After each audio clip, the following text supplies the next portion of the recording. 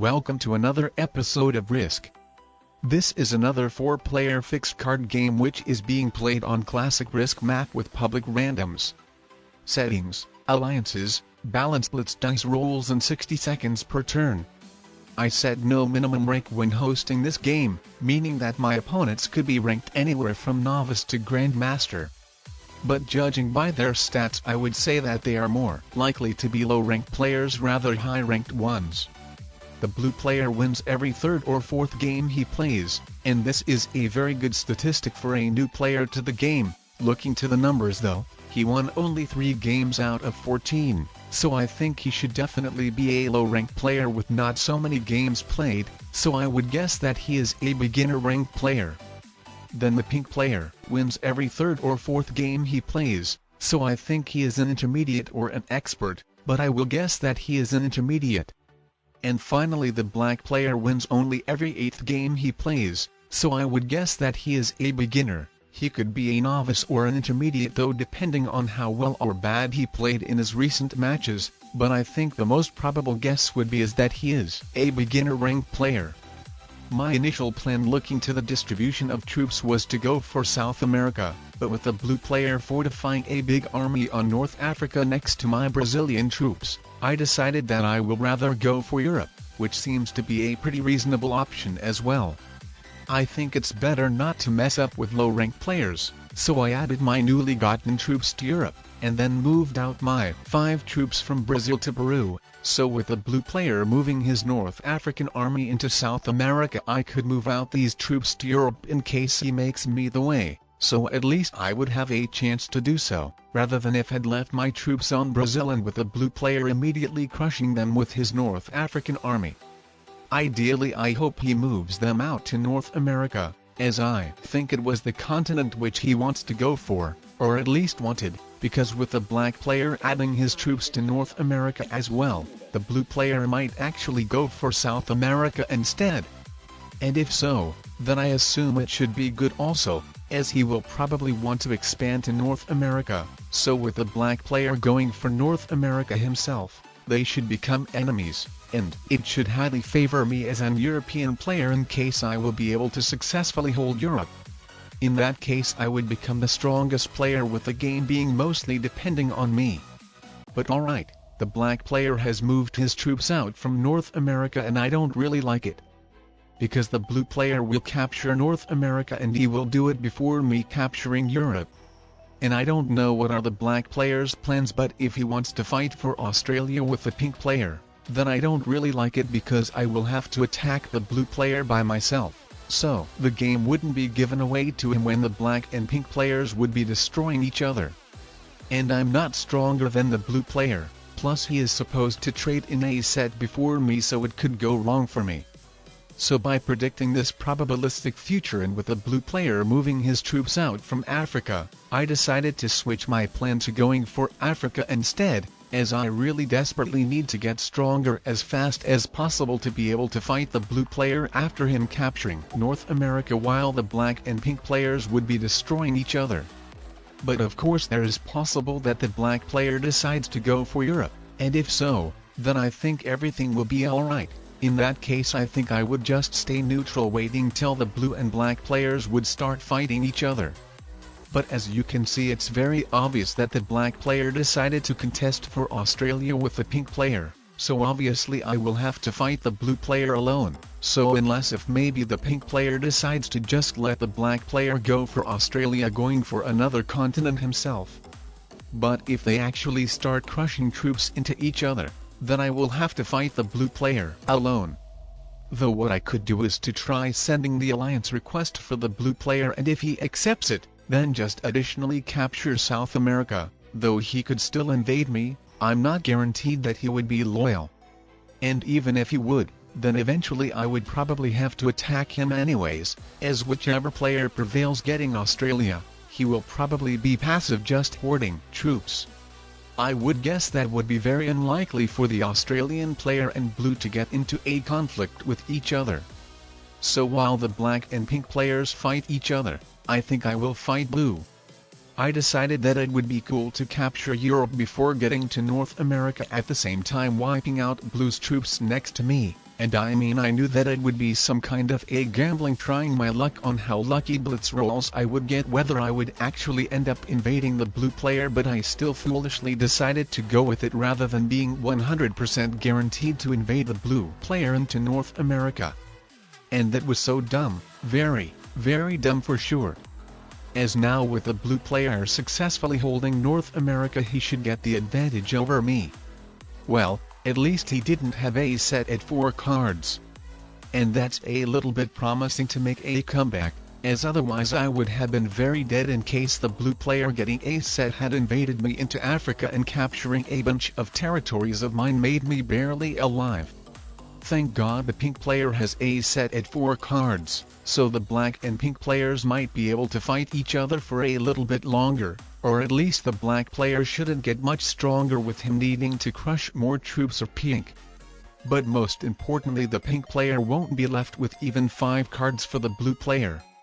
As with the black player removing pink's troops from Australia, only 3 troops of the pink player would have been left, which the blue player would have had to crush in order to get 5 cards easily.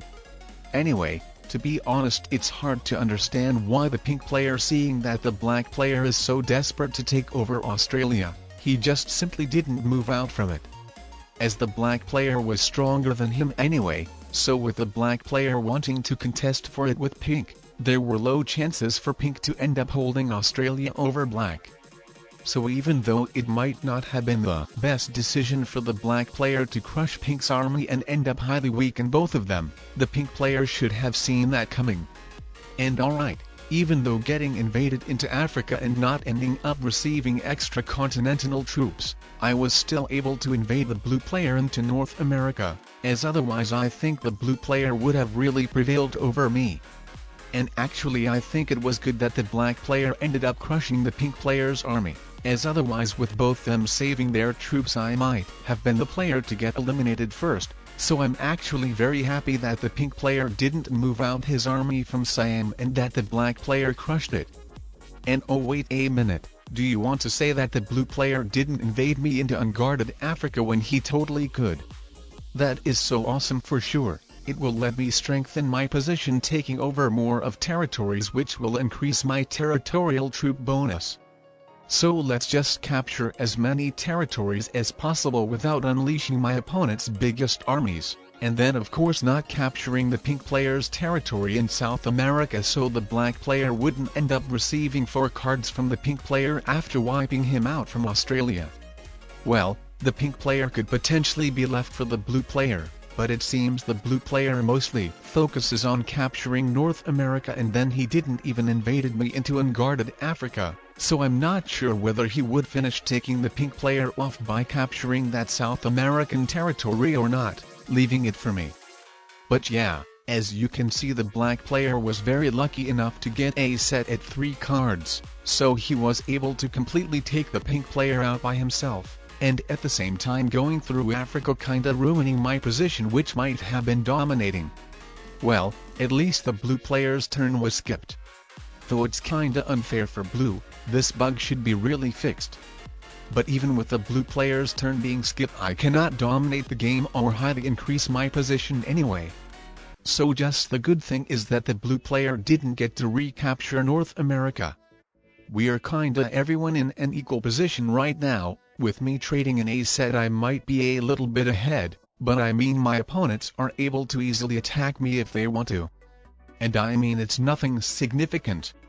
Actually, with the black player taking over Australia and South America and with the blue player getting North America, I will end up being the player who is in the worst position. I was constantly attacking the blue player, so I think obviously he should be wanting to attack me the most. And then the black player seems to be wanting to attack me over the blue player as well, with him placing his 13 troops army next to me. So all in all, I think it should be the best for me to try staying neutral without attacking anyone at all. The main goal is that the blue and black players would start fight each other, as whichever 2 players end up fighting each other, the third one will most likely win. As my opponents seem to be low ranked, and because of that I doubt that they know much about the balance of the game. Even though the black player didn't invade me, I think it's really obvious that he worries about me. Moreover, the blue player, with him leaving 10 troops on my border while basically not guarding his South American border against blue at all. I think the black player might be afraid of my Southern European army, with him potentially thinking that I could try taking Australia from him. But even if that's the case, I still wouldn't like to block my biggest army on purpose. I want that my army would be in the position to act in case some good opportunity comes to highly increase my advantage. And even though the black player took down my army of 4 troops, he still didn't invade me into Africa. And oh wow, that's awesome. Even though with the black player showing trust in the blue player by not guarding against him, and then showing some signs that he would be willing to attack me, the blue player still ended up invading black into South America, which I will say was a bad diplomacy move for him, as the black player was clearly more about attacking me over him. But now it might be the other way around, and if so, then it's awesome for me.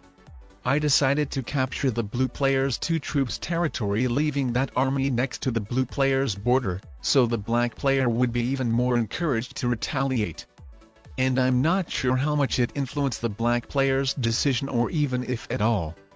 But he ended up invading the blue player into North America, leaving his troops into it. Though the blue player got a 10 troop set, so he is recapturing North America easily. But alright, he actually ended up crushing the black player's South American troops too, while very fortunately still letting me hold Africa. But in any case, the balance of the game is broken. I have more troops than both of my opponents combined, so I could easily win if I play smartly.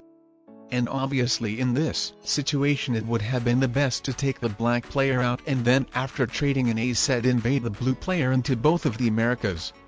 But instead of probably taking the best way to win, I decided that I will rather have some fun and take over Africa, South America and Europe, only having 3 borders to guard while the black and blue players' troops are trapped. There is of course a risk that the black player could have a set at 3 cards, but even if he does, I think in order to have so much more fun by capturing these continents was still worth it, even if my opponents could be able to potentially make a comeback if they're lucky enough. But as you saw, the black player didn't have a set, so the game is over. I won. I should be able to finish dealing with both of my opponents easily.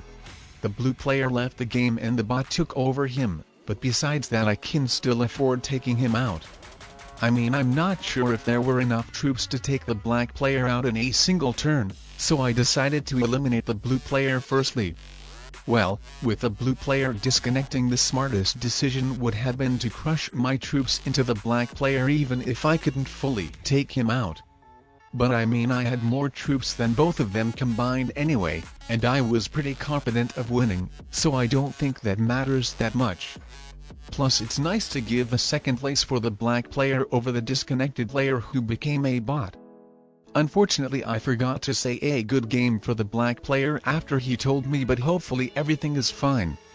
Anyway, let's check out what were the ranks of my opponents and whether I was right about their rank predictions or not. And alright, the blue and pink players were novices, while the black player was a beginner.